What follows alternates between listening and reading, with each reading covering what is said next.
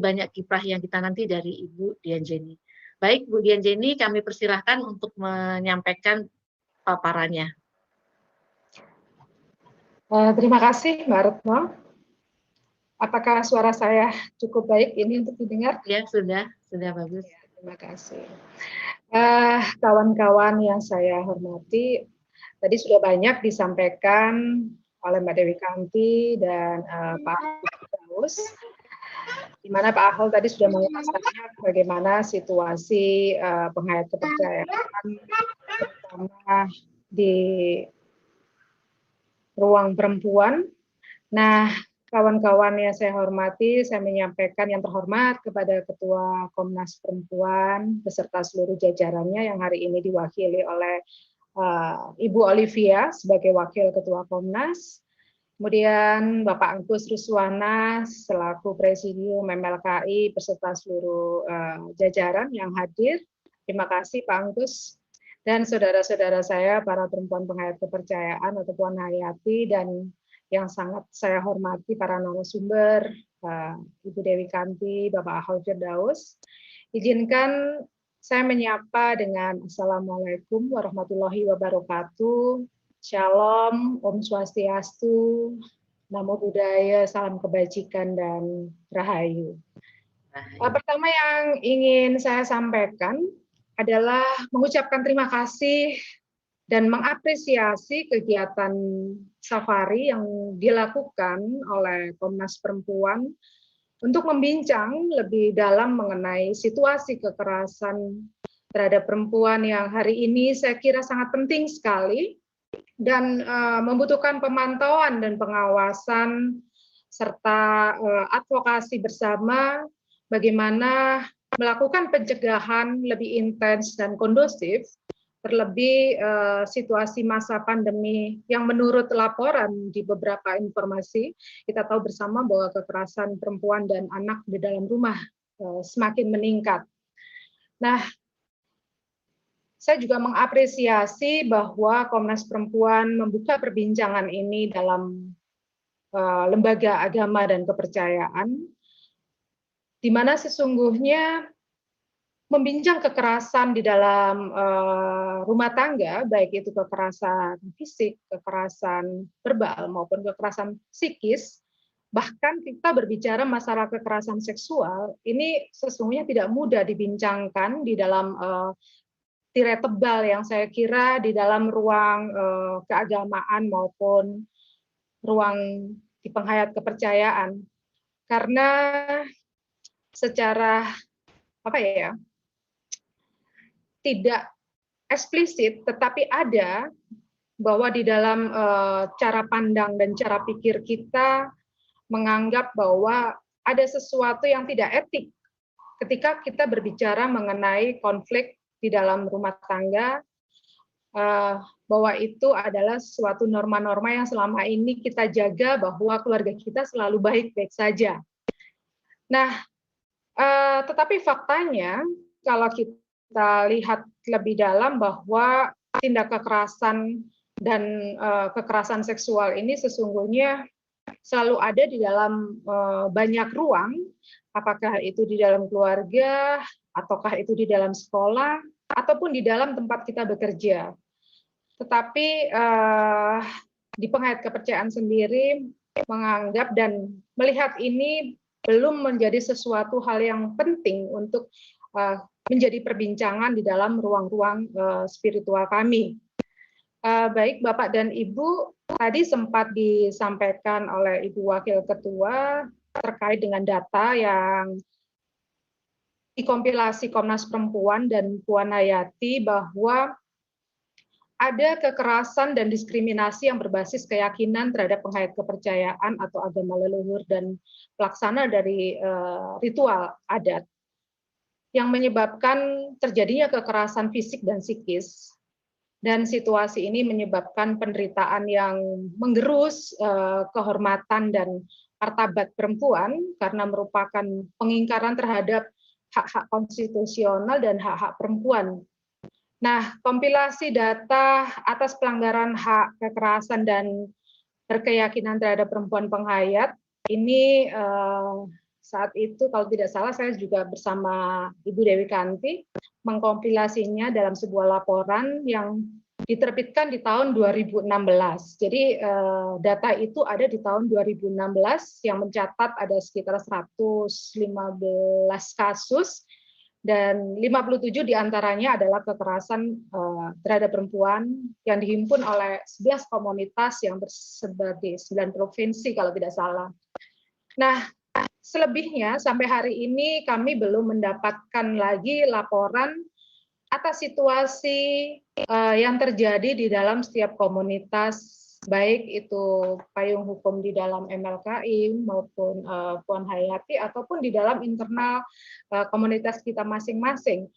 Karena dalam setiap keluarga, dalam setiap perempuan yang kami lihat adalah ada usaha untuk selalu menutupi hal-hal yang tidak sesuai dengan harapan saat sesuatu itu terjadi di dalam keluarga. Apakah itu bentuknya kekerasan fisik, kekerasan verbal, kekerasan psikis, ataupun kekerasan seksual.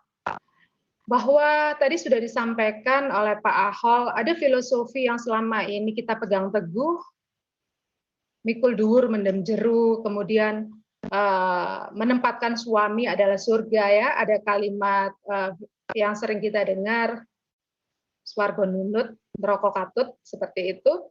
Kemudian suami adalah baju bagi istrinya. Nah, filosofi seperti ini di satu sisi memang memiliki nilai positif bahwa ada etika atau upaya untuk selalu menjaga rahasia keluarga, namun juga sekaligus membawa dampak negatif ketika ini terjadi kekerasan terhadap perempuan di dalam rumah. Karena korban akan cenderung menutup diri, tidak mau melapor karena takut mendapat cercaan masyarakat, mendapat cercaan komunitas karena membuka aib keluarga. Kawan-kawan, ini menjadi sesuatu yang dikotomi yang mungkin perlu sedikit demi sedikit cara pandang ini untuk kita kikis. Nah, saya mempunyai cerita yang mungkin bisa saya sampaikan bahwa ini yang saya alami dengan beberapa kawan-kawan perempuan di komunitas pada saat itu. Kita lagi selesai melaksanakan acara bersama dan kemudian beberapa kawan-kawan perempuan berkumpul.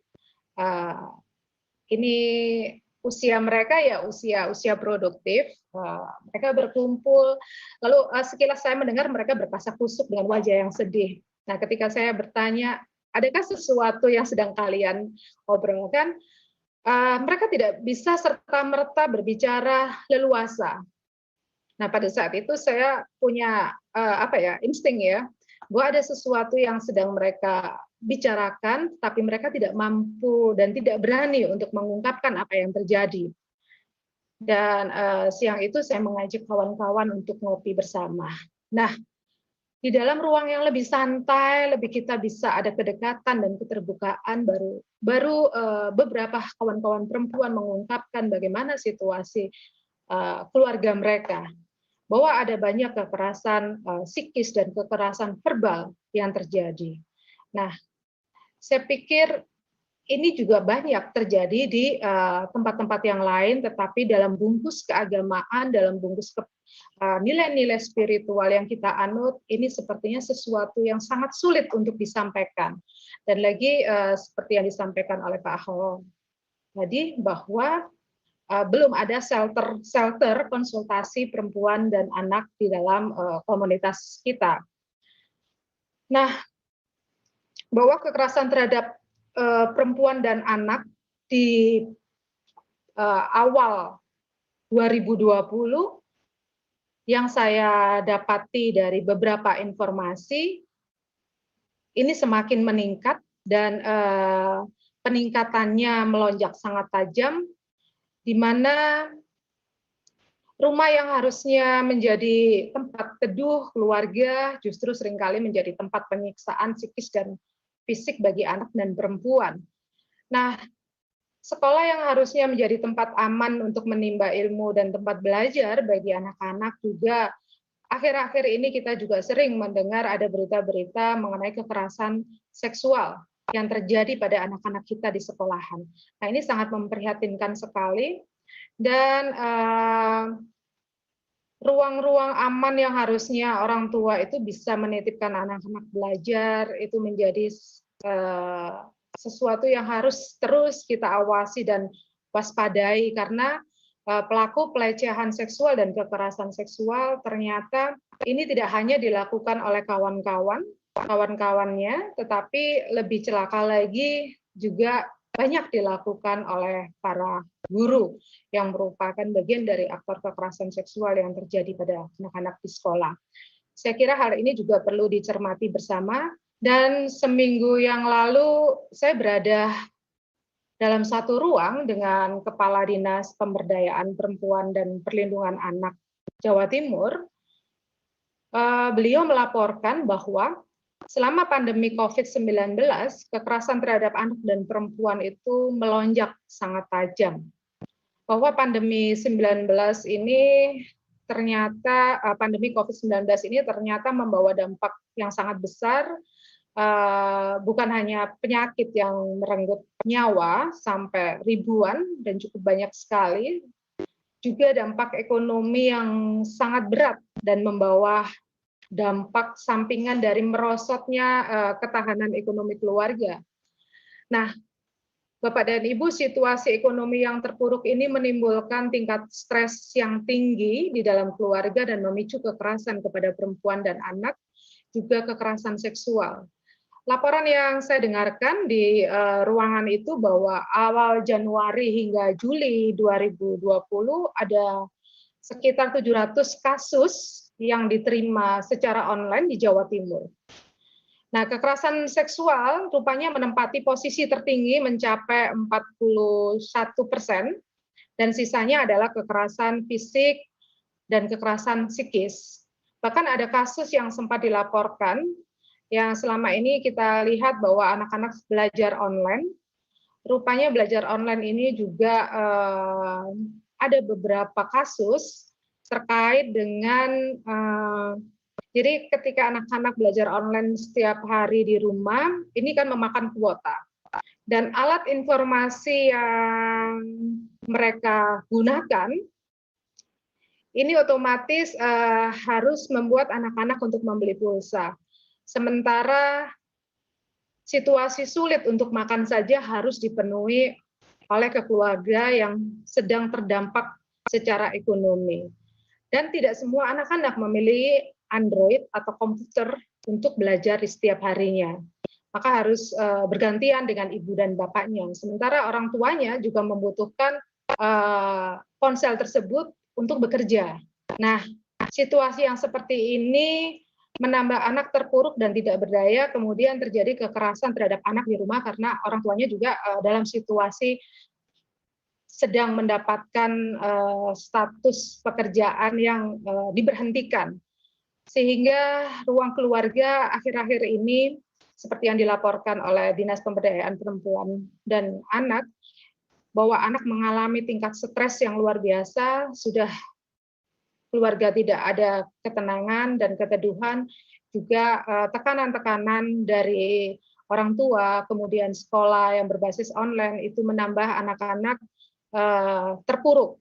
Dan lagi akhir-akhir ini juga anak-anak tidak bisa berhubungan sosial dengan kawan-kawannya, tidak bisa bermain dan tidak bisa sekolah, dan hanya mereka berada di rumah saja. Maaf Mbak Dian, Ya. 3 menit lagi ya Mbak. Terima kasih. Nah, saya kira pelaporan yang seperti ini masih banyak terjadi di tempat-tempat yang lain, dan ini adalah sesuatu hal yang harus menjadi keprihatinan kita semuanya. Dan Menteri Pemberdayaan Perempuan juga melaporkan bahwa sejak Januari hingga 2020 terdapat 3.000 kasus kekerasan terhadap anak, dan diantaranya 852 mengalami kekerasan fisik, 768 kekerasan psikis, dan 1.800 sekian adalah kekerasan seksual. Nah, Bapak dan Ibu, juga viral terakhir ini ada penganiayaan dari polisi perwira kepada istri dan anaknya akibat perselingkuhan yang terjadi. Saya kira ada banyak hal yang harus kita lakukan, baik di dalam internal maupun mendorong negara untuk segera mengesahkan regulasi untuk rancangan undang-undang kekerasan seksual atau tadi yang disebut apa ya tadi? Pungkas. Pungkas ya, tadi disebut Pungkas. Teman-teman, saya jadi berpikir apa yang harus dilakukan oleh tokoh-tokoh kepercayaan untuk meminimal kasus kekerasan di dalam internal. Bahwa yang pertama adalah kita mengubah cara pandang dalam melihat kekerasan terhadap perempuan dan anak dengan memberikan sosialisasi kepada umat atau warga yang selama ini memang saya kira dan sangat sedikit sekali sosialisasi bagaimana kekerasan perempuan dan anak itu bisa diminimalisir. Sementara memang secara spiritual, penghayat kepercayaan tidak ada pembedaan keadilan gender, tetapi secara budaya memang ini masih kuat sekali bahwa pemikiran perempuan adalah bagian dari subordinat, bagian kedua yang ini menimbulkan ketidaksetaraan di dalam kita berhubungan di dalam sebuah keluarga, itu juga menempatkan situasi yang rentan dan menimbulkan kekerasan di dalam rumah tangga. Bahwa juga perempuan dan anak adalah kelompok rentan yang harus dilindungi. Kemudian bagaimana cara kita melihat korban kekerasan di dalam keluarga? Bapak dan Ibu, seringkali ketika kita melihat ada korban kekerasan di dalam rumah tangga, dan itu menjadi dibicarakan, kemudian kita justru menjustis bahwa si perempuan ini tidak bisa menjaga hal-hal aib di dalam sebuah keluarga. Semoga ini ke depan juga akan menjadi sesuatu pemikiran yang serius dan sosialisasi yang terus-menerus bahwa hal-hal yang seperti ini bisa meminimalkan dampak dari kekerasan di dalam rumah. Kemudian memberikan dukungan terhadap korban dan melakukan pemantauan dan pendampingan terhadap korban. Dan yang terakhir saya kira penting untuk membuat shelter konsultasi perempuan dan anak, bukan pengaduan, tetapi mungkin secara narasi kita mengatakan itu adalah ruang konsultasi, karena kalau pengaduan atau apa gitu bahasanya terlalu keras sehingga menimbulkan orang bereaksi yang tidak merasa nyaman untuk datang dan menyampaikan hal-hal yang menjadi keluhannya. Nah, untuk pendampingan internal, saya kira kita bisa menempatkan pelaku dan korban sebagai orang yang sama-sama perlu mendapatkan bantuan dan perhatian. Apakah itu berbentuk penyadaran secara spiritual harus disampaikan oleh tokoh-tokoh kepercayaan untuk melakukan pendampingan dan melakukan pemulihan, mengembalikan kekuatan psikologi korban dengan mengajak ke sanggar bersama-sama dan melaksanakan ritual bersama-sama. Saya kira ini adalah bagian upaya-upaya yang bisa kita lakukan di internal kita nanti, baik di komunitas kita maupun di dalam level yang lebih besar adalah Puan Hayati. Dan ini memang karena Puan Hayati baru 3 tahun, pastilah ada banyak hal yang harus kita belajar dan kita mengambil ruang-ruang di mana ruang-ruang ini akan menjadi kebutuhan yang sangat penting bagi perempuan penghayat kepercayaan. Demikian Mbak Retno Lastani, terima kasih dan rahayu. Rahayu, terima kasih Mbak Dian Jenny atas pemaparannya tadi terkait dengan kondisi penghayat kepercayaan dalam menyikapi fenomena kekerasan seksual dari sisi penghayat kepercayaan. Mbak Dian tadi menyampaikan bahwa dari sisi ajaran kepercayaan sebetulnya tidak adalah pembedaan gender, tapi bahwa kehidupan masyarakat penghayat sangat dekat sekali dengan budaya masyarakat Jawa atau Indonesia atau dunia yang sangat patriarki.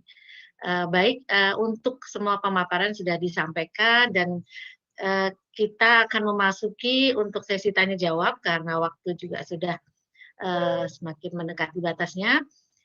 Di sini sudah ada beberapa pertanyaan yang disampaikan kepada para narasumber. Yang pertama disampaikan pertanyaan kepada Mbak Dewi Kanti, yaitu ada 2 pertanyaan, yang satu dari Nindya Putri dan yang satu lagi dari Budi Hermaini, yang menanyakan hampir sama pertanyaannya terkait masalah kekerasan seksual yang lebih banyak dilakukan oleh ayah kandung dibandingkan ayah tiri atau dari orang yang terdekat kepada anak-anaknya. Nah, apakah dari Mbak Nindya menanyakan, ini gejala ini apakah ada kelainan seksual di balik hal itu, atau ada hal lain yang mendasari? Nah, kemudian dari Ibu Hermiani menanyakan, apakah kejadian misalnya kekerasan seksual yang dilakukan oleh ayah kepada anaknya ini di dalam keluarga utuh atau keluarga yang memang broken home? Itu yang pertanyaan kepada Mbak Dewi Kanti. Kemudian kepada Mbak Dian Jenny, ada pertanyaan dari Obertina, salah satu faktor pendorong terjadinya kekerasan seksual terhadap perempuan dan anak perempuan adalah cara pikir yang melihat tubuh dan seksualitas perempuan sebagai objek. Dalam kekristenan, pada cara pandang yang demikian dilanggengkan dengan cara pembacaan teks kitab suci yang bias, juga dengan memelihara ajaran gereja yang tidak adil gender. Bagaimana komunitas penghayat kepercayaan melihat dan mengajarkan tentang tubuh dan seksualitas perempuan? Itu dulu pertanyaan kepada Mbak Dewi Kanti dan Mbak Jenny, mungkin bisa dijawab dulu. Ya. Kepada Pak Ahol mungkin bisa juga Pak menjawab misalnya keresahan yang ada, mungkin ada dari sisi laki-laki lah gitu ya, melihat dari sisi laki-laki bagaimana melihat kecenderungan ada kekerasan seksual yang dilakukan oleh orang tua, malah lebih banyak ya orang-orang yang dekat di dalam rumah itu kepada anak-anak, dan juga dari laki-laki kepada perempuan itu banyak dilakukan oleh orang-orang yang terdekat. Mungkin Pak Ahol bisa memberikan perspektif atau pandangannya. Demikian mungkin diawali dari Ibu Mbak Dewi Kanti. Silakan Mbak Dewi Kanti. Iya, suara saya kedengaran? Dengar. Baik, terima kasih. Ya, terima kasih pertanyaannya. Ya, memang di dalam temuan kami di Komnas Perempuan, kasus-kasus terkait incest itu pelakunya memang karena orang-orang dekat ya, termasuk ayah atau saudara kandung. Itu memang karena si perempuan korban itu tidak punya ruang, katakanlah, untuk bersuara, bahkan ya untuk mengaku karena tertekan, karena pelakunya itu orang-orang terdekat gitu. Kalau terkait ada apa istilahnya perilaku yang lain gitu ya, itu pastinya karena memang cenderung terjadi pada keluarga-keluarga yang mungkin ekonominya sedang tertekan begitu ya. Jadi kenapa itu banyak muncul terjadi, pelakunya itu orang-orang terdekat ya, seperti ayah, paman, atau kakak gitu, dan suara korban itu juga menjadi makin sempit karena jangankan untuk keluar rumah gitu, untuk bersuara gitu, lebih intimidasinya sangat menutup ruang dia untuk bersuara, bahkan untuk meminta tolong gitu ya. Jadi ini memang sangat kasuistik ya, beragam gitu, bukan sekedar ayah kandung sebetulnya ya, tapi orang terdekat dalam makna apakah paman, apakah kakak, seperti itu. Itu sih dalam temuan kami, memang sangat beragam juga, tetapi pelakunya memang orang-orang terdekat gitulah, seperti itu. Mungkin mungkin bisa ditambahkan Mbak Dewi, kira-kira sebaiknya seperti apa ya supaya hal-hal yang seperti ini tidak terus berulang gitu ya? Karena orang-orang dekat itu kan harusnya memberikan perlindungan gitu ya, tapi kok jadi kejadiannya semakin seperti itu. Artinya memang kita sebagai masyarakat luas gitu ya, pastinya juga harus punya, ini mungkin ya, jadi ada kepekaan sosial di antara kita juga ya, karena kecenderungan korban itu sebetulnya bisa dilihat dengan misalnya sikap-sikap yang tertutup begitu ya. Perempuan korban itu tertutup, menyendiri ya. Nah, sebagai masyarakat sosial yang katakanlah bisa melihat itu atau itu harus ada pendekatan mungkin ya, dalam arti karena harus menguatkan. Jadi bagaimana pendekatannya agar korban bisa bersuara, agar juga merasa nyaman dalam mengungkapkan apa yang terjadi gitu ya. Karena kalau tidak ada dukungan dari lingkungan sekitar, memang agak sulit ini terungkap begitu. Jadi kita sebagai masyarakat yang mungkin selama ini menyadari atau tidak, tetapi ketika ada tanda-tanda yang misalnya diperlihatkan oleh korban itu, mungkin anaknya tertutup, terus tidak mau berbicara gitu, menyendiri, itu sepertinya sudah menunjukkan tanda-tanda bahwa ada sesuatu hal yang penting kita bantu, penting kita ulurkan untuk memulihkan keyakinan diri atau menguatkan dia untuk bisa bersuara sebagai korban. Itu Mbak. Baik, terima kasih Mbak Dewi atas penjelasannya. Mungkin selanjutnya kepada Mbak Dian Jenny bisa memberikan jawabannya. Betul, silahkan. Terima kasih Mbak Retno. Pertanyaan yang diberikan kepada saya, di dalam ajaran pengait kepercayaan, utamanya yang saya yakini, itu di dalam simbol pribadi manusia, dan itu merupakan wahyu dari ajaran Sabta Dharma. Di situ menggambarkan bahwa kedudukan antara bapak dan ibu, karena di dalam simbol pribadi manusia itu belahnya segitiga belah ketupat ya. Jadi di sebelah kanan dan sebelah kiri yang hubungannya setara itu adalah posisi bapak dan ibu. Nah, posisi yang setara ini di dalam wahyu kami sudah mengisyaratkan bahwa tidak ada bias gender atau ketidakadilan gender, bahwa tempat laki-laki dan perempuan itu sama-sama penting, sama-sama harus dihargai dan saling menghargai, dan tidak ada peminggiran atau subordinat terhadap perempuan. Dan itu sudah sangat jelas disampaikan di dalam wahyu kami. Dan itu artinya bahwa harus ada saling mengasihi antara laki dan perempuan, kemudian saling menghormati di dalam laki dan perempuan di dalam keluarga. Kemudian kalau berbicara mengenai susila seksual, kemudian tubuh, di dalam ajaran kami juga ini diimplementasikan di dalam Warah 7. Di situ ada pasal yang mengatakan atau berbunyi bahwa tanduke warga Sabta Dharma kudu susilo kanthi alusing budi pakati tansa agawe pepadang lan marming liyan. Kalau bahasa Indonesianya bahwa setiap warga Sabta Dharma itu harus bersikap bersusilah untuk selalu membawa pencerahan dan selalu membawa kebahagiaan bagi orang di sekelilingnya.